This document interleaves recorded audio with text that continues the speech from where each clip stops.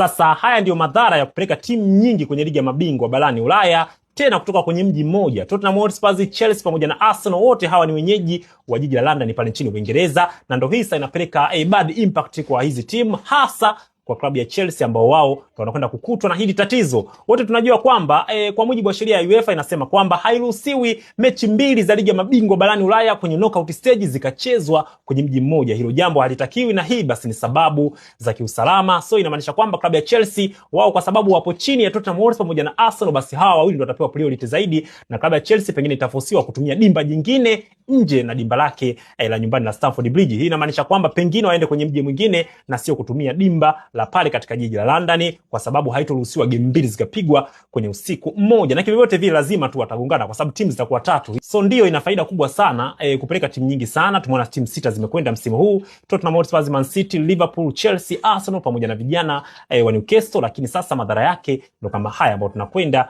kuyashuhudia.